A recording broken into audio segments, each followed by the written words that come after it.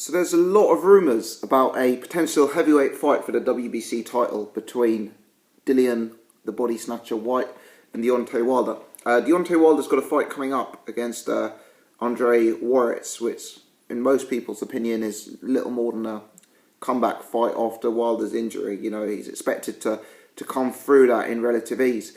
Dillian White is ranked high in the WBC after his win over Derek Chisora. And there's been a lot of talk about Dillian potentially getting that fight against Deontay Wilder. I believe Eddie Hearn actually referred to it in a recent interview that he did with IFL TV. It's interesting. I'm sceptical as to whether the fight gets made. For a start, you know, Deontay Wilder and his team seem to always adopt the approach of speaking to a great number of heavyweight contenders whenever they're looking to make a fight. You know, clearly there's been some word about a potential fight with Dillian White, but we've heard that in the past, haven't we? We've heard that in the past that he'd potentially take on Hughie Fury. In the press in the last few days, there's been a lot of suggestion that he'll look to make a mandatory against Joseph Parker. Sorry, a unification against Joseph Parker, so I say. And in interviews, you know, we always hear Deontay Wilder saying that he's up for the big fights, the David Hayes, the Joshuas, the Tyson Furies, etc. So, you know, I'm sceptical when it comes to Deontay Wilder, because if you actually look at his fights and if you look at the opponents he's been in with, the actual level of opponent since he fought Bermane Stiverne, if anything, has gradually decreased. So I'm always sceptical when his name is brought into the mix. I'm also sceptical on this particular fight as to whether Eddie Hearn will actually make a fight with Dillian White. Dillian White has become a relatively big draw amongst Eddie Hearn's stable. He was just involved, obviously, as we know, against Derek Chisora in a fight of the year contender, and that would be a massive, massive fight if they were to get the rematch on. And White would be a real favourite, and that would be a very, very big night's boxing. That fight could potentially headline White Chisora too, and White would be a big, big favourite there. And you've got to wonder if I've always thought when Eddie Hearn first signed Dillian White that the end game for Eddie Hearn, you know, the real reason that he was signing Dillian White and, you know, working with Dillian was to make that rematch with Anthony Joshua, this time for a world title fight, because those two are so marketable as a pair. You know, the dislike is there, it's genuine, the history is there, both in the amateurs and now in the pros. And I always thought, realistically, when Eddie started working with Dillian White, it was that all roads would lead to Anthony Joshua. So I kind of wonder why Eddie Hearn would be overly motivated to put Dillian in with Deontay Wilder. Because if I was managing Dillian White and I was trying to make as much money out of him as possible, for a start, I'd get a rematch with Derek Chisora. I'd probably have that as a headline fight at the O2. That would be a very, very big night of boxing that Dillian would be expected to win. And then I'd probably put him in against Anthony Joshua, which would be a mega pay-per-view. I mean, we know these guys, I think they were one of the top 3 Matchroom pay-per-views of all time when it was for a British title and when both of their profiles were substantially lower. You know, for a world title in a rematch with all their history, that would be a big, big, big draw. So if I was Eddie Hearn, that's kind of the route that I would look to take with Dillian White. Fight with Chisora is big money. Fight with Joshua is even bigger money. And to be honest, I'd make Joshua a very substantial favourite over Dillian White now. So it limits the risk to their golden egg, if you like, which is Anthony Joshua. So I think that is the logical, strategic route that they would be inclined to adopt. So I'm always sceptical about, you know, Hearn calling out Deontay Wilder, because for me it would seem to derogate from the obvious route that would generate the most money for Dillian White and for Team Matchroom, if you like. Having said that, if the fight were to be available, you know, it's not a fight you'd rule Dillian White out of. I think Deontay Wilder would start as a big, big, big favourite. Dillian White hasn't looked great in his recent fights. For a start, he had the Dave Allen fight where, you know, Dave Allen made it hard to be good against that night. You know, Dave Allen didn't really throw a lot of punches, but Allen was able to fight defensively to survive a fight with Dillian White. Ian Lewison's early slickness and amateur pedigree showed through when he fought Dillian White, and, you know, there were potentially rounds that Ian Lewison looked like he could give Dillian Whyte issues technically. Chisora, that was a life and death fight. You know, Chisora is a fighter who's routinely lost and lost well at the top levels of the sport. And yeah, he took Dillian Whyte life and death. That was a fight that could have gone either way. You know, I scored it a draw. A lot of people had Derek Chisora winning that fight. Dillian Whyte scraped it. So, you know, the kind of level we're seeing Dillian Whyte at right now, you know, he's not looking great against Allen and Lewison.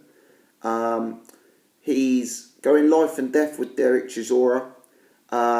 It doesn't appear from his last 3 fights that the famed power he had on the way up, you know, from being a prospect, will necessarily translate to the top 10, top 20 of the sport. You know, it doesn't seem that he's a puncher in the league of a Wilder or a Klitschko or a Joshua even.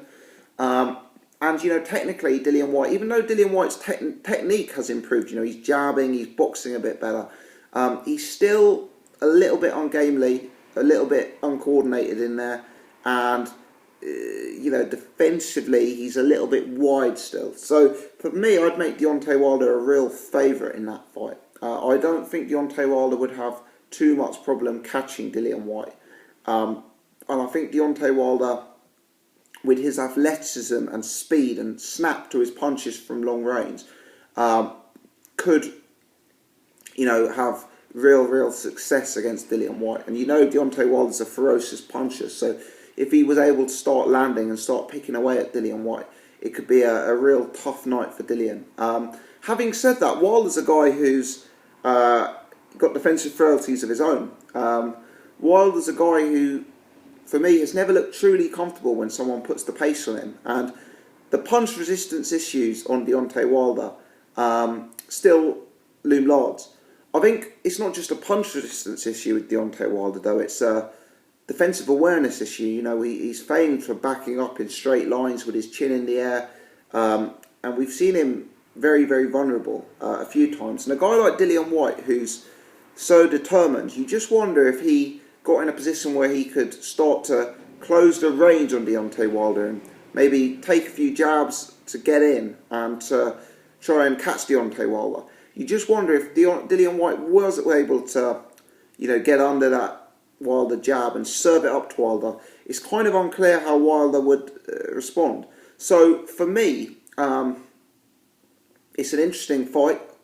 Wilder and Whyte are both very engaging personalities. They're both good punchers. Wilder for me is a better puncher, but they're both good punchers, and they're both guys who are very aggressively minded. You know, you don't really see either of these guys coming to survive. These are two guys who go out and who look for the win. So I think it's a good fight in that nature. Do I see Dillian Whyte having a significant chance of beating Deontay Wilder? I give him a puncher's chance. You know, anyone against Deontay Wilder is in with a live shot, because defensively he's very open and technically he's frail. But with Dillian Whyte's new style of trying to jab and trying to work his way in behind his boxing, I don't think that he has the speed, the power and the snap to his work that Deontay Wilder has. I think Deontay Wilder would win the early rounds and would bust Dillian Whyte up behind the jab and behind his long range game. When the fight opened up a bit more, Dillian Whyte, for me, when he's under pressure, still has the tendency to be a little bit wide. You know, we saw Chisora landing Chisora-esque haymakers on him. So if Derek Chisora is going to do that, a guy who hasn't landed one of those overhand rights since, 5 or 6 years ago, then Deontay Wilder is certainly going to land on you. Deontay Wilder is a lot quicker, straighter puncher than Derek Chisora is at this stage of his career. So, you know, I make Wilder a real favourite. I think Chisora had Whyte hurt. And I think when you're getting hurt by Derek Chisora and getting a bit wobbled by Chisora and caught with Chisora haymakers, a guy like Deontay Wilder who brings so much more size, power and athleticism, albeit in the form of a different style, could be a real tough work. You know, I see Dillian Whyte as a good, solid top 20 fighter now at this stage of his career. Whether he's got the upside to power into the top 10, I question. But against Deontay Wilder, he'd have a chance, a puncher's chance. But I'd make Wilder something like an 85-15 favourite, I think, or an 80-20 favourite. I think that's about how I'd see this fight. As I said at the start of the video, very, very sceptical that it gets made. I always assumed that Hearn working with Dillian Whyte was to set up a rematch against Joshua. I now think the way it's played out, 2017 rematch Chisora, rematch Joshua. That's a big year for Matchroom, and I'd be surprised if that's the route they don't go down. But I've been wrong before, and maybe we will see Wilder versus Whyte. Let me know your thoughts, people. Is this fight realistic? Will it happen? Who would you pick if it did happen? Do you agree with my assessment of Dillian Whyte at this stage? Leave your comments in the section below. If you've enjoyed, please hit the thumbs up. If you're new to the channel, do take the time to subscribe. Many thanks indeed for watching.